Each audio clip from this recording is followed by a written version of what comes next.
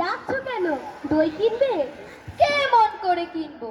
আমার তো পয়সা নেই। কেমন ছেলে তুমি বাপু? দই কিনবে না তো আমার বেলা বইয়ে দাও কেন? আমি যদি তোমার সঙ্গে চলে যেতে পারতুম তো যেতুম। আমার সঙ্গে? হ্যাঁ, তুমি যে কত দূর থেকে হাঁটতে হাঁটতে চলে যাচ্ছ শুনে আমার মন কেমন করছে। আচ্ছা বাছা, তুমি এখানে বসে কি করছো? কবিরাজ আমাকে বেরোতে বারণ করেছে, তাই আমি সারাদিন এইখানেই বসে থাকি। আহা বাছা, তোমার কি হয়েছে?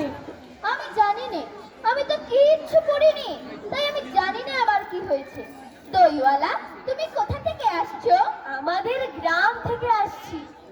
তোমাদের গ্রাম?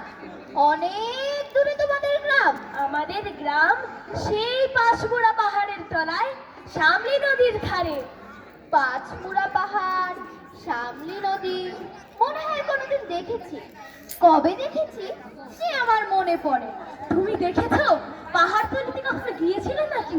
না, কোনোদিন যাইনি, তবে আমার মনে হয় আমি দেখেছি।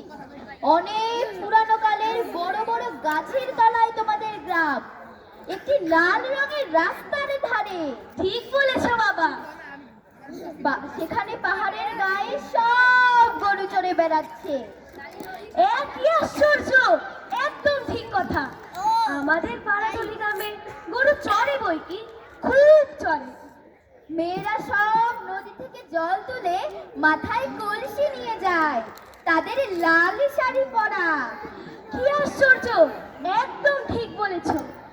আমাদের গয়লা পাড়ার মেয়েরা নদীর থেকে কলসি কাঁখে করে জল তুলে নিয়ে যায় বই কি, কিন্তু তারা সবাই যে লাল শাড়ি পরে তাও কিন্তু নয়। কিন্তু তুমি নিশ্চয়ই সেখানে কোনোদিন বেড়াতে গিয়েছো। সত্যি বলছি দইওয়ালা, আমি কোনোদিন যাইনি। কবিরাজ যেদিন আমাকে বাইরে যেতে বলবে সেদিন তুমি নিয়ে যাবে আমাকে তোমাদের গ্রামে। নিয়ে যাব বাবা, খুব নিয়ে যাব। আমাকে তোমার মতো এরকম দই বেচতে শিখিয়ে দিও, ওই রকম বাঘ কাঁধে নিয়ে, ওই রকম খুব দূরের রাস্তা দিয়ে। মরে যাই, দই বেচতে যাবে কেন বাবা? এত এত পুঁথি পড়ে তুমি তো পণ্ডিত হয়ে উঠবে। না না, আমি কখনো পণ্ডিত হব না। আমি তোমাদের মতো রাঙা রাস্তার ধারে বুড়ো বটতলার গোয়ালপাড়া থেকে দই নিয়ে দূরে দূরে গ্রামে গ্রামে বেচে বেচে বেড়াবো। কেমন করে তুমি বলো? দই দই, ভালো দই, আমাকে শুনতে শিখিয়ে দাও। হায় পোড়া কপাল, এ শুধু কি শিখবার সুর? না না, ওসব শুনতে আমার খুব ভালো লাগে। আকাশের খুব শেষ থেকে পাখির ডাক শুনলে যেমন মন উদাস হয়ে যায়, তেমনি ওই রাস্তার মোড় থেকে গাছের সারির মধ্য দিয়ে যখন তোমার ডাক আসছিল, আমার মনে হচ্ছিল কি জানি, কি মনে হচ্ছিল। বাবা, একবার দই তুমি খাও। আমার তো পয়সা নেই। না না বাবা, পয়সার কথা বলো না। আমার দই খেলে আমি কত খুশি হব। তোমার কি খুব দেরি হয়ে গেল?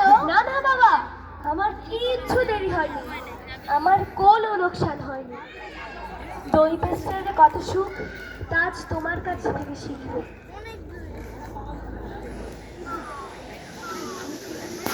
দই দই, ভালো দই।